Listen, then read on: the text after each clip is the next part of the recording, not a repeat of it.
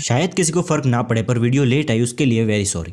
दोस्तों, हो सके तो वीडियो को एंड तक जरूर देखना, और अगर आप इसे बीच में छोड़ते भी हैं तो प्लीज कमेंट में जरूर बताना कि आपको कौन सा पार्ट अच्छा नहीं लगा और मुझे क्या इंप्रूव करने की जरूरत है। The banana king, one of the biggest criminal, one of the most powerful and richest man in the world. इसकी पावर का आप यहीं से अंदाजा लगा लो कि इसके एक इशारे पर पूरी के पूरी सरकार चेंज हो जाती। यही नहीं, आगे आप इस वीडियो में जानेंगे कि कैसे एक बनाना कंपनी लिटरली रिस्पॉन्सिबल होती है उस कंट्री में हुए मैसेकर, रिवॉल्यूशन, इवन वॉर के लिए। एक पॉइंट पर तो ये फ्रूट कंपनी खुद गवर्नमेंट की तरह ही एक्ट करने लग जाती है। सरकारें गिराना, अपने मन मुताबिक सरकारें बनाना, मानो इस कंपनी के लिए खेल बन चुका था।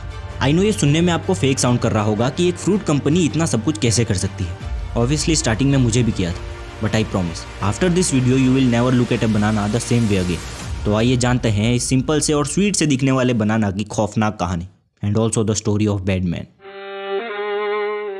तो कहानी शुरू होती है रशिया के एक लड़के से, जो अपने माता पिता के देहांत के बाद रशिया से अमेरिका आ जाता है अपने अंकल के पास। इस लड़के का नाम था सैम ज़मीरी। सैम छोटी एज से ही अपने अंकल के साथ काम करना शुरू कर देता है, और ये वही टाइम था जब अमेरिका में केलों का व्यापार धीरे धीरे तेजी पकड़ रहा था। शायद केला एक सस्ता और हाई न्यूट्रिएंट वाला फ्रूट है, इसीलिए अमेरिकन्स इसे ज़्यादा प्रीफर करते थे। तो इन्हीं अमेरिकन्स की डिमांड को पूरा करने के लिए मार्केट में कई फ्रूट कंपनीज खड़ी हुई, जिसमें यूनाइटेड फ्रूट सबसे बड़ी और पावरफुल कंपनी बनकर सामने आई। इतनी पावरफुल कि यूएसए के बनाना बिजनेस को इसने अपनी मुट्ठी में कर रखा था। दूसरी ओर सैम अब डिसाइड करता है कि वो किसी और के अंडर में काम करने के बजाय खुद का बिजनेस शुरू करेगा, और यहीं से यूएसए की बनाना इंडस्ट्री में टर्निंग पॉइंट आने वाला था। आगे चलकर यही सैम यूनाइटेड फ्रूट जैसी बड़ी और पावरफुल कंपनी को ओवरटेक करने वाला था। ऑब्वियसली क्योंकि उस समय केलों का व्यापार फ्लरिश कर रहा था, इसीलिए सैम भी इसी बिजनेस के बारे में सोचता है। पर सैम जानता था कि अगर उसे इस बनाना बिजनेस को परमानेंट बनाना है तो उसे सबसे पहले इसके पीछे के प्रोसेस को समझना होगा। इसीलिए वो अपने नज़दीकी पोर्ट पर जाता है जहाँ पर इन केलों को बल्क में इंपोर्ट किया जाता था। वहाँ पर जाकर सैम नोटिस करता है कि इन केलों को 3 पाइल्स में डिवाइड किया जाता है, कच्चे, पके हुए और थोड़े ज़्यादा पके हुए जिन पर ब्लैक स्पॉट आ जाते हैं।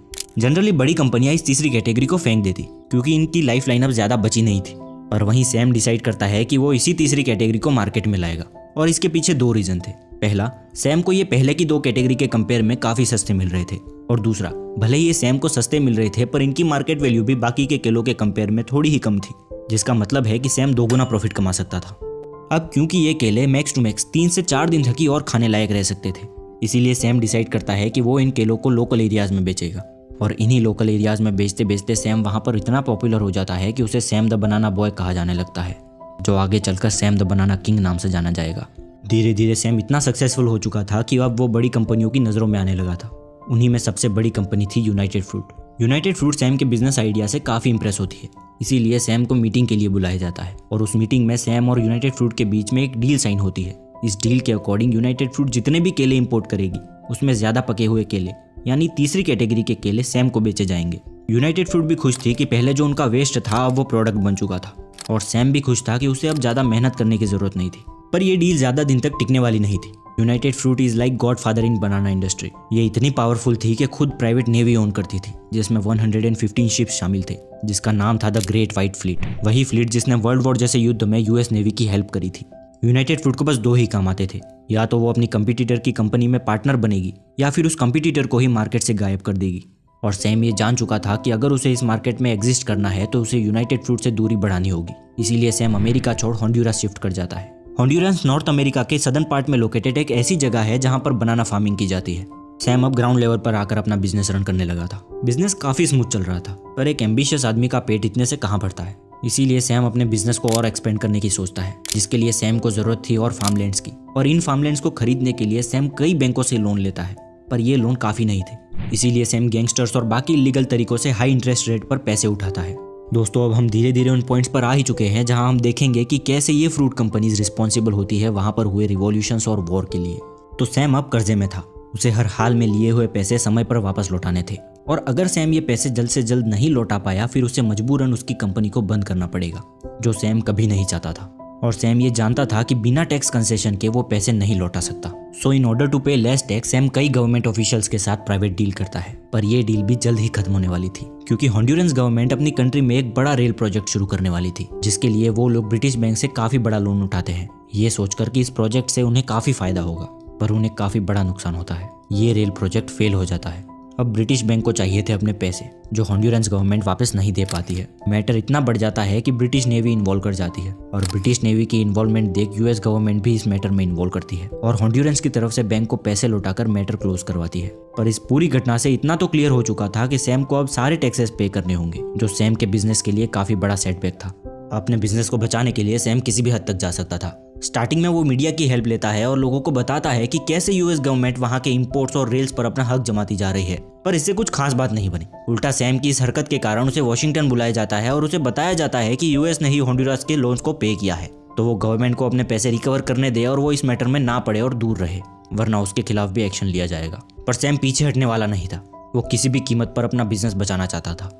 सैम जानता था कि यूएस गवर्नमेंट का हॉन्डुरस में टिकने का कारण है हॉन्डुरन गवर्नमेंट, तो सैम का अगला निशाना हॉन्डुरन गवर्नमेंट बनती है। सैम डिसाइड करता है कि वो इस करंट गवर्नमेंट को ओवरथ्रो कर एक नई गवर्नमेंट इंस्टॉल करेगा, जो उसे वो सारे टैक्स ब्रेक और कंसेशन दे सके। And as I told you, Sam किसी भी हद तक जा सकता था। वो अपने इस प्लान को एग्जीक्यूट करे उससे पहले वहाँ के लोगों को अपने फेवर में लाना जरूरी था। इसीलिए सैम एक बार फिर न्यूज़पेपर, स्टोरीज और मीडिया की हेल्प से लोगों को बताता है कि कैसे हॉन्डुरन गवर्नमेंट ने अपनी सोवर्जिनिटी को यूएस के हाथों बेच दिया है, जिससे लोगों के मन में डर पैदा हो और वो गवर्नमेंट के खिलाफ आवाज उठाए और प्रेसिडेंट को रिजाइन करने पर मजबूर कर दे।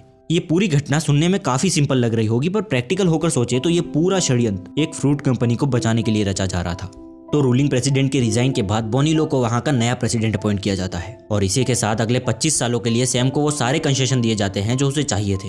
अब सैम उस पोजीशन पर था जहां से वो United fruit, the godfather of banana industry को डायरेक्ट टक्कर दे सकता था। वो बच्चा जो रशिया से अमेरिका आता है, वहां आकर कम पैसों में एक बिजनेस शुरू करता है, जिसमें वो ज्यादा पके हुए केले खरीद कर वहां के लोकल एरियाज में बेचता है। वो बच्चा आज एक कंट्री की सरकार को गिराता भी है और वहां पर अपने अकॉर्डिंग सरकार बनाता भी है। जैसे ही सैम को टैक्स वगैरह में कंसेशन मिले, वो अपने बिजनेस को और एक्सपेंड करने की सोचता है, जिसके लिए उसे जरूरत थी और लैंड की। पर इस रेस में वो अकेला नहीं था, यूनाइटेड फ्रूट भी इसी रेस का हिस्सा थी। इवन यूनाइटेड फ्रूट तो इस रेस में उससे काफी आगे थी। पर क्योंकि हॉन्डुरन्स के नए प्रेसिडेंट अब सैम के काफी अच्छे सो कॉल्ड मित्र थे, इसीलिए अब इस रेस की डोर सैम के हाथों में रहेगी और ये यूनाइटेड फ्रूट को कतई मंजूर नहीं था। धीरे धीरे इन दोनों के बीच, यानी यूनाइटेड फ्रूट और सैम के बीच टेंशंस इतनी बढ़ जाती हैं कि मानो ये दोनों जंग के लिए बिल्कुल तैयारी खड़े हों। इवन ये अपनी अपनी नेवी को भी एक्टिव कर लेते हैं। सिचुएशन का यहीं से अनुमान लगा लो कि एक बार फिर से यूएस गवर्नमेंट को इंटरवीन करना पड़ता है, जिसके बाद यूएस गवर्नमेंट दोनों के बीच एक डील साइन करवाती है और इस डील के अकॉर्डिंग काइमल फ्रूट, जो कि सैम की कंपनी थी, उसे यूनाइटेड फ्रूट में मर्ज कर दिया जाएगा और रिटर्न में सैम को यूनाइटेड फ्रूट के 300,000 शेयर्स दिए जाएंगे। यानी रातों रात सैम अमेरिका के रिचेस्ट मैन की लिस्ट में अपना नाम दर्ज करवा देता है। भले ही सैम अब इस बिजनेस का हिस्सा नहीं था, पर कहानी अभी खत्म नहीं हुई है। यहीं से सैम के लिए अब वो स्टेज रेडी होने जा रहा था जिस पर चढ़कर वो यूनाइटेड फ्रूट को ही ओवरटेक कर लेगा। दुनिया का ये वो दौर था जब कम्युनिज्म और कैपिटलिज्म के बीच रेस शुरू हो चुकी थी और साथ ही वर्कर्स भी अपनी यूनियन बनाकर अपने हक की लड़ाई लड़ना शुरू कर दिए थे। कोलंबिया में यूनाइटेड फ्रूट की ऐसी ही एक वर्कर की यूनियन स्ट्राइक पर आती है, जिनकी मोटी मोटी 3 ही डिमांड थी: वर्किंग कंडीशन में इंप्रूवमेंट, वीक में 7 दिन की जगह 6 दिन काम और सैलरी इंक्रीमेंट। पर यूनाइटेड फ्रूट के बोर्ड मेंबर्स ये डिमांड मानने को रेडी नहीं थे और जब कोलंबियन गवर्नमेंट उनसे सवाल पूछती है तो ये गवर्नमेंट को यकीन दिला देते हैं कि ये वर्कर की स्ट्राइक ना होकर कम्युनिस्टों की स्ट्राइक है और ऑब्वियसली गवर्नमेंट ऑफिशियल्स की जेबें भी भरी जाती हैं, जिसके बाद कोई इन्वेस्टिगेशन ना करके सीधा एक्शन लिया जाता है। गवर्नमेंट इन वर्कर्स को मीटिंग के बहाने खाली जगह पर बुलाती है। वर्कर्स भी खुश थे कि चलो एटलीस्ट गवर्नमेंट तो हमारी बात सुनेगी, पर इन बेचारों को क्या पता था कि ये मीटिंग ना होकर यूनाइटेड फ्रूट और गवर्नमेंट का बिछाया हुआ एक माया जाल था। वर्कर्स नोटिस करते हैं कि उन्हें सोल्जर्स ने चारों तरफ से घेर लिया है। वो कुछ समझ पाए, कुछ कर पाए, उससे पहले ओपन फायर कर दिया जाता है और इस ब्लड शेड में 2000 लोगों की मौत हो जाती है, जिसमें बच्चे, बूढ़े, औरतें सभी शामिल थे। और ये मैसेकर सिर्फ इसलिए होता है क्योंकि एक अमेरिकन फ्रूट कंपनी अपने वर्कर्स की डिमांड को पूरा करना नहीं चाहती थी और क्योंकि उसके पास पैसे थे, इसलिए वो गवर्नमेंट की आंखों पर भी पट्टी बांध देती है। पर वो कहते हैं ना, बुरे कर्मों का बुरा नतीजा ही होता है। यूनाइटेड फ्रूट की इस हरकत के बाद उसे इतना डिफेम किया जाता है कि लोग उसके प्रोडक्ट्स को बॉयकॉट करना शुरू कर देते हैं। यूनाइटेड फ्रूट इस लॉस से गुजर ही रहा था कि कंगाली में आटा गीला हो जाता है। उसी साल 1929 में वॉल स्ट्रीट क्रैश कर जाता है।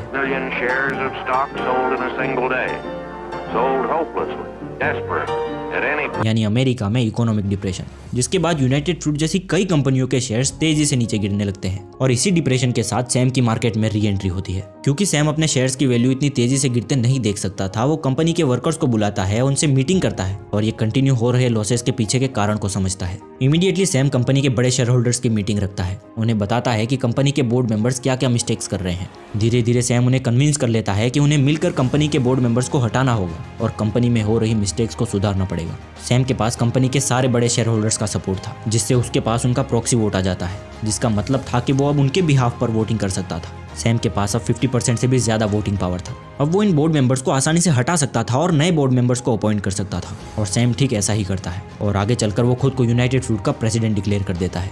वो सैम जिसने अपने खुद की कंपनी यूनाइटेड फ्रूट को बेची, आज वो उसी यूनाइटेड फ्रूट का प्रेसिडेंट बनकर बैठा था। आई नो यहाँ तक बहुत कम लोग ही पहुँचे होंगे, तो जो लोग भी यहाँ तक आए उनका बहुत बहुत धन्यवाद। वीडियो थोड़ी सी भी अच्छी लगी हो तो प्लीज़ सब्सक्राइब ज़रूर से कर देना और अपना भाई या दोस्त समझकर ये ज़रूर सजेस्ट करना कि मुझे ऐसी और स्टोरीज कवर करनी चाहिए या नहीं और इसमें क्या इंप्रूवमेंट की ज़रूरत है। And that's my time. Thank you so much.